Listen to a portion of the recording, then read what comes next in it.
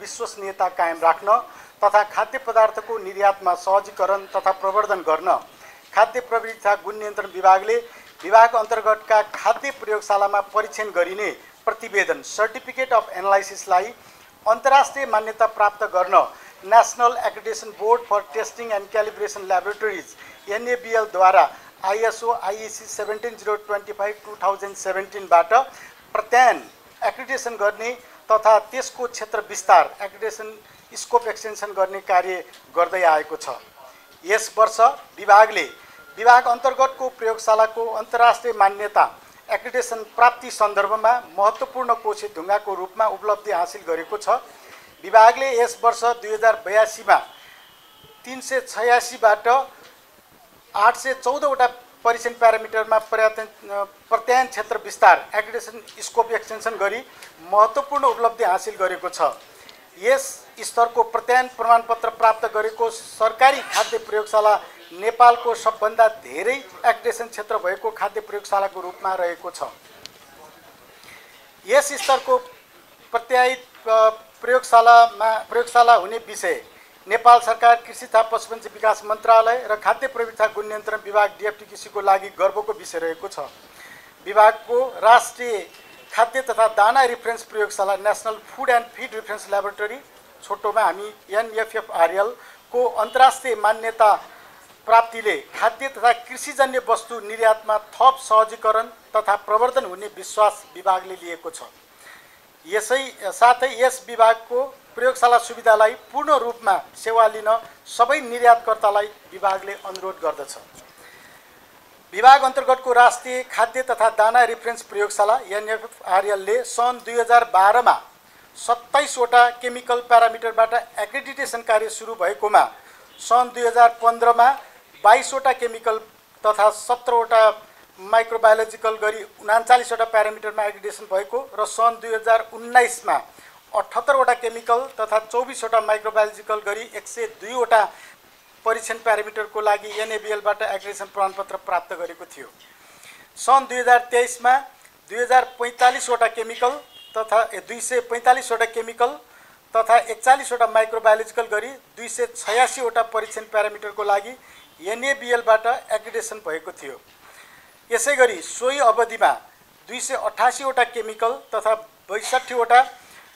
माइक्रोबायोलोजिकल गरी 350 वटा प्यारामिटर भारतको food safety and standard authority of India FSSAI बाट इन्टिग्रेटेड ल्याबोरेटरी एसेसमेन्ट भई FSSAI बाट प्रमाणपत्र प्राप्त भएको थियो। नेपालको DFTQC र भारतको FSSAI बीच भएको MOU को आधारमा सन् 2025 अप्रिल 4 2081 चैत्र 22 गतेमा FSSAI ले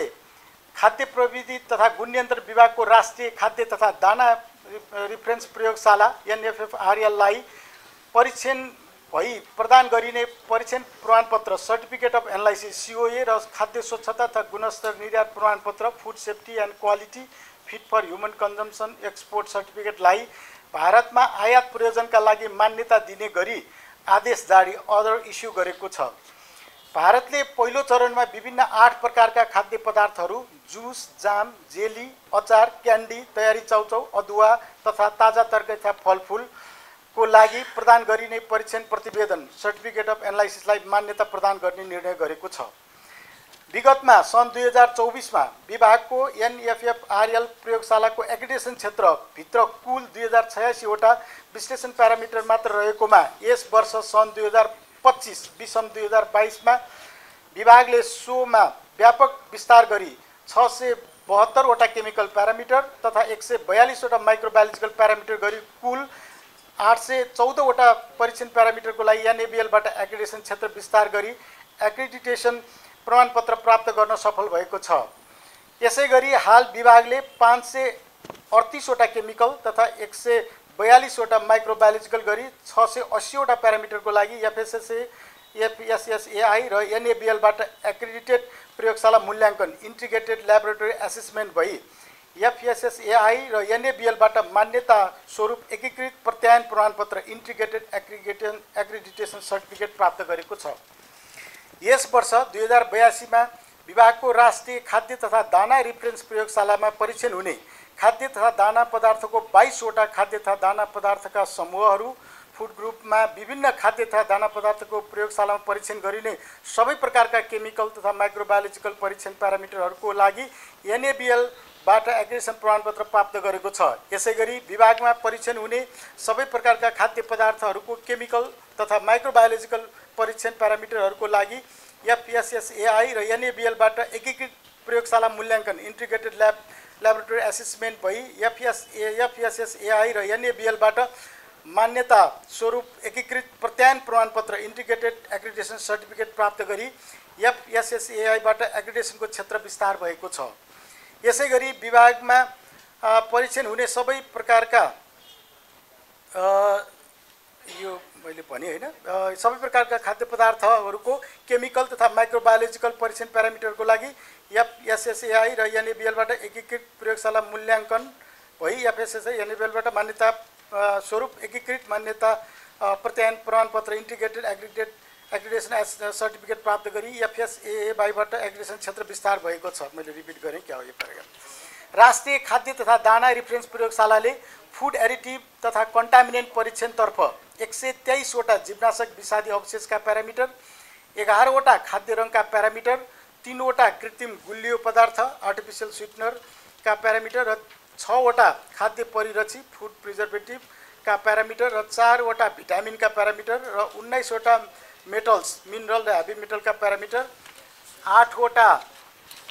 अफ्लाटक्सिनका प्यारामिटर लगायत विभिन्न प्यारामिटर एक्रेडिटेसन क्षेत्र विस्तारमा अत्यावधिक भएको बेहोरा जानकारी गराइन्छ। यसका साथै विभाग अन्तर्गतका खाद्य प्रविधता गुण नियन्त्रण कार्यालय विराटनगरको खाद्य प्रयोगशाला पनि सन् 2023 देखि विभिन्न 7वटा खाद्य पदार्थको 23वटा केमिकल प्यारामिटरमा अन्तर्राष्ट्रिय मान्यता प्राप्त हुने गरी NABL-बाट एक्रेडिटेसन भएकोमा यस वर्ष सन् 2025मा सो एक्रेडिटेसनमा निरन्तरता तथा प्रत्यायन क्षेत्र विस्तार गर्दै विभिन्न 9 प्रकारका खाद्य पदार्थको 46वटा प्यारामिटरमा एक्रेडिटेसन क्षेत्र विस्तारका लागि परीक्षणको कार्य सम्पन्न भएको छ।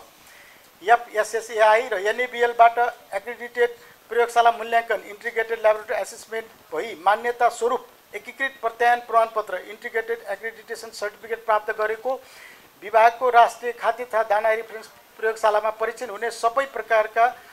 22 प्रकारका खाद्य पदार्थ समूहहरूको FSSAI-ले खाद्य प्रविधता गुण नियन्त्रण विभागको राष्ट्रिय खाद्य तथा दाना रिफरेन्स प्रयोगशाला NFFRL-बाट प्रदान गरिने परीक्षण प्रमाणपत्र सर्टिफिकेट अफ एनालाइसिस र खाद्य स्वच्छता तथा गुणस्तर निर्यात प्रमाणपत्र food safety and quality feed for human consumption export सर्टिफिकेटलाई नेपालबाट भारत निर्यात प्रयोजनका लागि मान्यता प्रदान गर्ने गरी आदेश जारी अर्डर इस्यु गर्न विभागले FSSAI-लाई पत्र पठाएको छ। FSSAI-बाट छिटै नै सो आदेश जारी हुनेमा विभाग विश्वस्त छ। यस वर्ष खाद्य पदार्थमा स्वच्छता विज्ञानको अपरिहार्यता भन्ने नारासहित विश्व खाद्य स्वच्छता दिवस 2025 मनाइरहेको सन्दर्भमा विभाग अन्तर्गतको खाद्य प्रयोगशालाको प्रत्यायन तथा FSSAI-बाट इन्टिग्रेटेड ल्याबोरेटरी एसेसमेन्ट भई एक्रेडिटेसनको क्षेत्र विस्तार सहित प्रयोगशाला सबलीकरण भएको र यसले विश्लेषण परीक्षणको विश्वसनीयता अभिवृद्धिका साथै खाद्य तथा कृषिजन्य पदार्थको निर्यातमा सहजीकरण तथा प्रवर्धन हुने बारेमा सम्बन्धित सरोकारवालालाई सूचित गर्न पत्रकार मित्रहरूको महत्त्वपूर्ण भूमिका रहने भएकोले यहाँहरू सबैको सहयोग सहकार्य सञ्चार प्रसम्भार एवं सम्प्रेषणको अपेक्षा गर्दै सम्पूर्ण पत्रकार मित्रहरूप्रति धन्यवाद ज्ञापन गर्दै जानकारीको लागि यो प्रेस नोट जारी गरिएको छ। यस विभाग अन्तर्गतको खाद्य प्रयोगशालालाई अन्तर्राष्ट्रिय स्तरको मान्यता प्राप्त गर्न उल्लेख्य रूपमा एक्रेडिटेसन क्षेत्र विस्तार गर्न र एक्रेडिटेसन प्रमाणपत्र एकीकृत समेत प्राप्त गर्न प्रत्यक्ष र अप्रत्यक्ष रूपमा सहयोग गर्ने सबै सरकारी निकायहरू सरोकारवालाहरू र यस कार्यमा महत्त्वपूर्ण योगदान पुर्याउने विभागका सम्पूर्ण कर्मचारीहरूलाई विभागीय प्रमुखको हैसियतले महानिर्देशक सञ्जीव कुमार कर्णले व्यक्तिगत तथा विभागको तर्फबाट विशेष धन्यवाद समेत प्रदान गर्न चाहेको बेहोरा जानकारी गराउँदै यस महत्त्वपूर्ण उपलब्धिको निरन्तरताको लागि सदा झैँ सहयोगका लागि विभाग अनुरोध गर्दछ भनेर मैले